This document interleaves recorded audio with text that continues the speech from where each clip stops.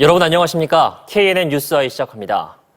경남 통영시의 한 간부 공무원이 코로나 방역 때문에 출장을 간다 해놓고는 모텔을 드나들었던 것으로 확인됐습니다. 코로나19로 대부분의 공무원들이 구슬땀을 흘리던 시기여서 파장이 일고 있습니다. 김동환 기자가 보도합니다.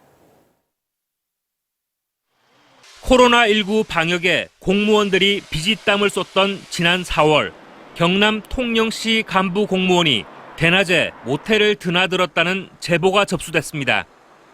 조사를 벌인 통영시는 5급 사무관 A씨가 4월 말 근무 시간에 관내 모텔을 수차례 출입한 사실을 확인했습니다.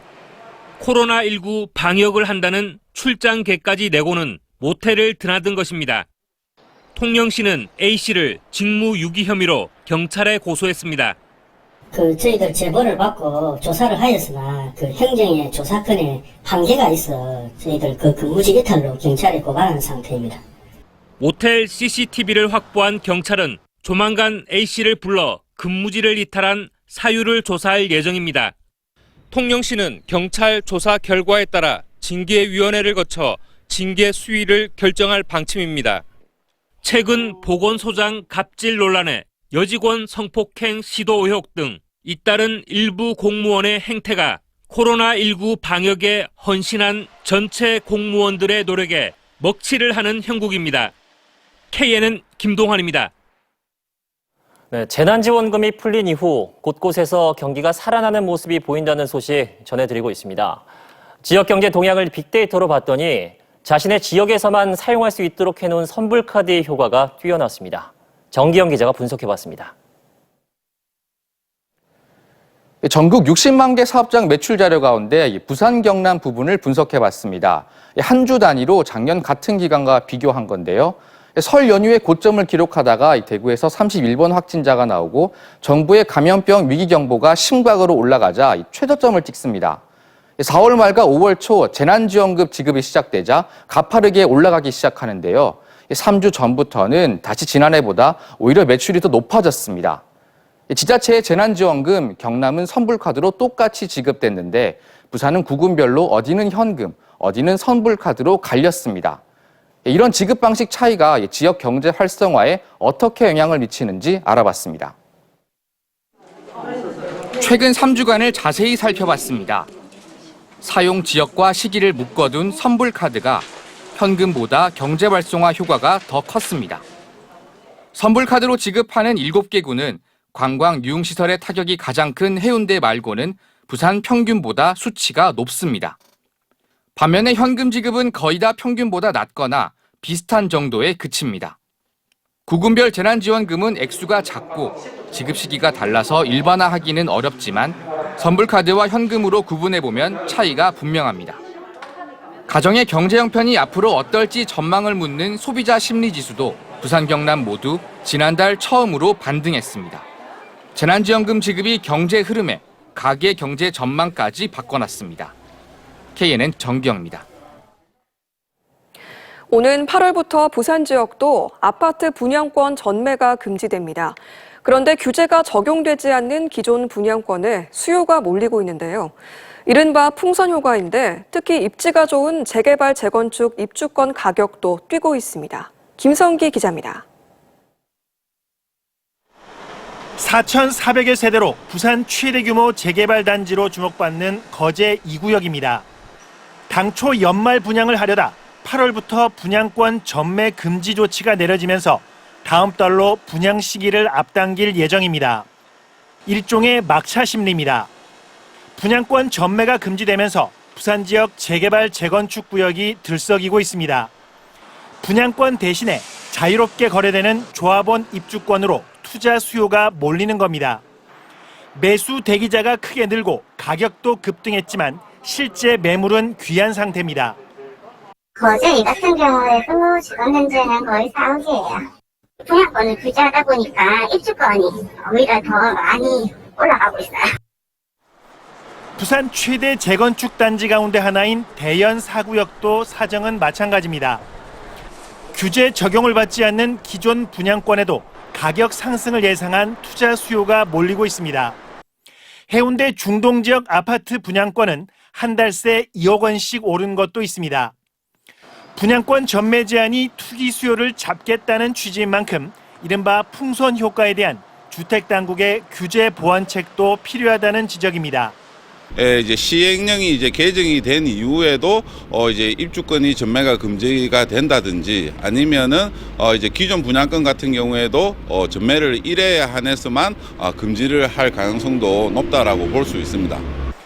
특히 입주권은 집값을 전부 마련해야 하는 부담이 큰데다 주택으로 인정돼 세금 부담도 고려해야 된다고 전문가들은 충고합니다.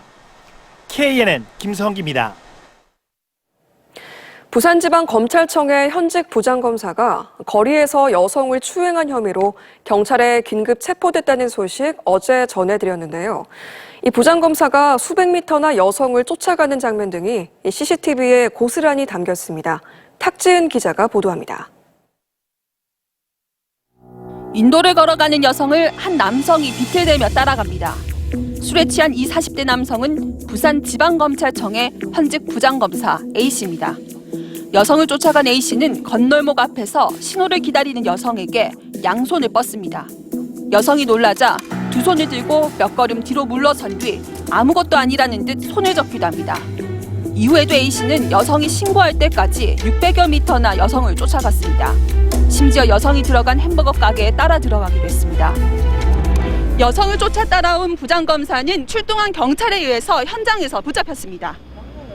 신분 확인 뒤 귀가 조치된 A씨는 지난 1일 사건 이후에도 출근했다가 오늘은 조퇴한 것으로 확인됐습니다. 부산지검은 CCTV를 통해 사실관계를 어느 정도 확인한 상황이지만 경찰 조사가 끝나야 징계 등 대응할 수 있다는 입장입니다. 경찰은 강제추행 혐의로 A씨를 조사한 뒤 신병 처리 여부를 결정할 예정입니다. KNN 탁진입니다. 부산 부전동에서 경남 마산까지 30분대에 주파하는 철도가 부전, 마산, 복선 전철입니다. 이 공사 현장에서 피난 대피용 터널이 붕괴됐다는 내용 저희가 어제 전해드렸는데요. 이뿐 아니라 본선 터널도 일부 무너진 사실이 확인됐습니다. 개통은 예상보다 훨씬 더 미뤄질 우려가 커졌습니다. 김민욱 기자가 보도합니다. 부산 부전역과 마산역을 연결하는 32.7km 구간의 복선 전철 건설 사업. 터널 붕괴는 부산 사상구 삼락 생태공원 지하 20m에서 발생했습니다. 그런데 취재 결과 지난 3월 18일 터널 붕괴는 한 번이 아니라 새벽 4시 30분과 저녁 9시 두 차례 일어난 것으로 확인됐습니다. 더 큰 문제는 상행선과 하행선 터널을 연결하는 폭 5m의 피난 터널뿐만 아니라 폭 7m의 터널 본선도 파손됐다는 점입니다. 그 이후에 이제 조사를 해보니까 집안 침하로 인하여 실드가 일부 이제 파손이 됐다고 그런 결과가 조사 결과에 대해서 나타났습니다. 터널 붕괴 사고로 상하행선 양쪽 터널 200m 구간에는 16,000톤의 흙과 물이 유입돼 복구도 쉽지 않은 상황입니다. 사정이 이렇다 보니 이 지하터널 내 정밀안전 진단부터 복구 계획 수립까지 상당한 시간이 걸릴 전망입니다. 지방공학 전문가는 무너진 구간의 터널은 더 이상 사용할 수 없을 수도 있다는 비관적인 전망까지 내놓습니다. 그 터널은 사용이 안 됩니다. 왜냐하면 그 터널은 실드 TBM이라는 기계식 굴착이거든요. 그 기계 장비가 더 이상 그 안에서 작업을 할 수가 없습니다. 당초 이달 개통 예정이었다가 내년 2월로 연기됐었는데 이제는 개통 시기를 짐작하는 것조차 무의미해지고 있습니다. 영남권 광역전철망 구축으로 지역 주민에게 교통 편의를 제공하려던 부산시도 당혹감을 감추지 못하고 있습니다. 우리 시 입장에서도 조금 이게 당초 예정보다 조금 늦어질 거라는 그런 우려가 조금 걱정이 됩니다. 아무래도 이 시설이 부산 시민들이 또 앞으로 향후 이용하게 될 그런 시설이기 때문에 최대한 저희들이 빨리 공정률 97%에서 터널 붕괴 사고가 일어나면서 부전, 마산, 복선 전철이 착공 7년 만에 최대 위기를 맞고 있습니다. KNN 김민욱입니다. 초여름 날씨에 제철 채소들이 본격적으로 출하되고 있는데요. 하지만 올해는 코로나19에다 냉해 등 여러 악재들로 농가들의 표정이 어둡습니다. 표준규 기자가 보도합니다. 잘 익은 옥수수 수확이 한창입니다. 찰옥수수로 전국에서 가장 먼저 출하되는 의령 특산품입니다.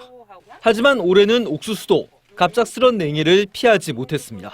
4월 그때쯤 되면은 냉해가 원래 안 오는데 올해는 그 냉해가 오갖고 한 40-50% 정도 손해를 입었어요. 그래도 요는 신랑이 원체 관리를 잘해갖고 그나마 작황이 좋은 겁니다. 하우스는. 그동안 유통을 전담했던 회사 토요회가 올해부터 옥수수 유통을 중단하면서 당장 팔로도 고민입니다. 여기에 명맥을 유지하던 급식용 수매도 올해는 전혀 없는 상황입니다.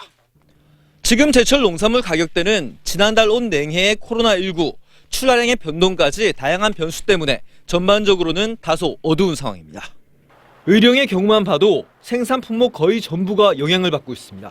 우리 의령 농산물들이 또 학교 급식이나 그런 것들이 잘 이루어지지 않고 있습니다. 그래서 우리 농산물도 출하가 시점이 되고 있는데 한국 쪽 걱정이 좀 앞서고 있습니다. 가장 심각한 것은 마늘로 물량이 많아 3월부터 최근까지 산지 폐기가 계속되고 있습니다. 그나마 지난해 폭락했던 양파는 그럭저럭 선방 중이지만 안심할 수 없습니다. 5월 말부터 수확되는 양파의 경우 지난해보다 생산량이 감소할 것으로 예상되어 가격 상승이 예상되지만 작황 호조에 따라 향후 가격은 변동 가능성이 높습니다.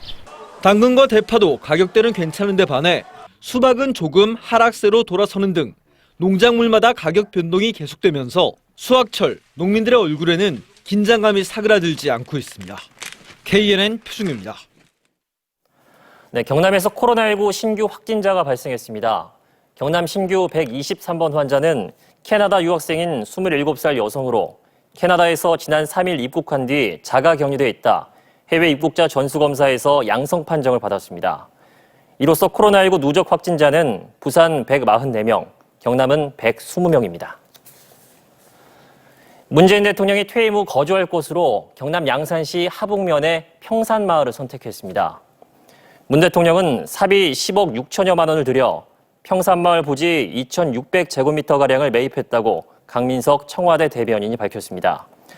당초 문 대통령은 현재 사저가 있는 양산 매곡동으로 돌아간다는 뜻이 확고했지만 경호시설이 들어설 수 없어 부득이 평산마을로 이전하기로 했다고 강 대변인은 전했습니다. 문 대통령은 대신 새 부지를 마련하더라도 매곡동 자택의 규모보다 크지 않게 하라고 지시했습니다.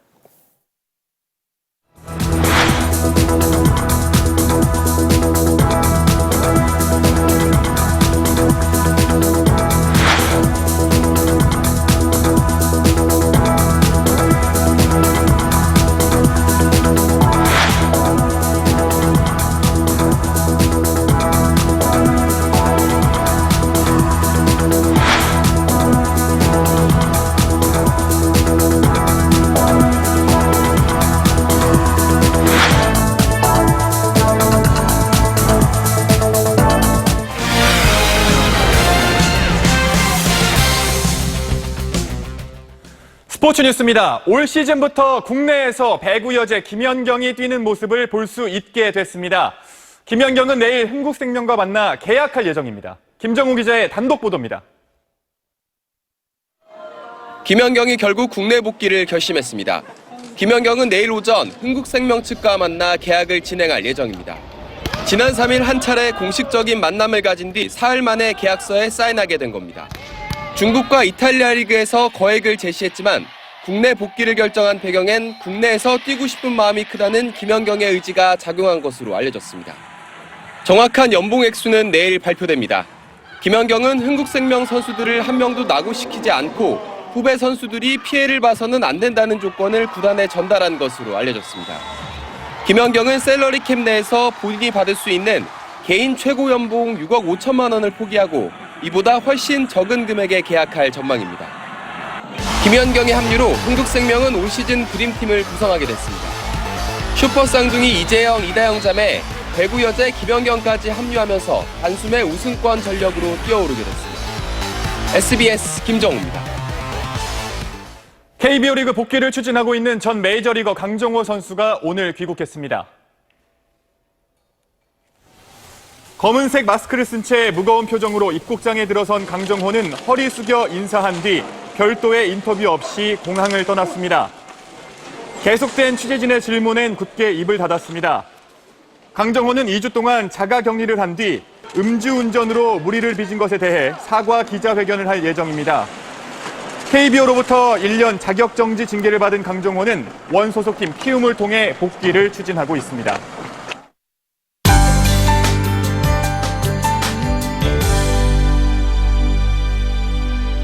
폭염주의보도 해제된 가운데 내일은 때이른 더위가 한풀 꺾입니다. 낮 기온이 오늘보다 2도에서 5도가량 낮아지겠는데요. 내륙 지역은 낮 기온이 30도 안팎으로 여전히 덥겠습니다. 다만 자외선이 강한 가운데 오후에는 오존 농도도 나쁨 수준 보이니까요. 외출 시에 참고하시기 바랍니다.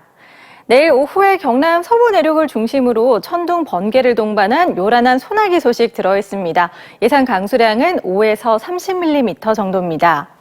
한편 오늘 밤부터 내일 오전까지 바다 안개가 유입되면서 서해안과 남해안 곳곳에는 짙은 안개로 가시거리 짧은 곳이 많겠습니다. 내일은 상대적으로 기온이 낮은 동풍이 유입되면서 전국의 낮 기온이 오늘보다 다소 낮아지겠습니다. 내일 아침 기온은 오늘과 비슷하거나 약간 더 높게 출발하겠습니다. 낮 기온은 오늘보다 2도에서 5도가량 낮을 것으로 예상됩니다. 낮 최고 창원은 28도, 거제는 26도 선 보이겠고요. 내륙 지역은 30도 안팎까지 오르면서 덥겠습니다. 부산도 낮 최고 25도, 양산은 27도가 예상돼서 예년 이맘때 기온을 회복하겠습니다. 바다의 물결은 동해남부 먼 바다를 중심으로 최고 2m까지 약간 높게 일겠습니다. 일요일인 모레부터는 다시 기온이 오르면서 더워지겠는데요. 다음 주 중반에는 더위를 식혀줄 비 소식이 들어있습니다. 날씨였습니다.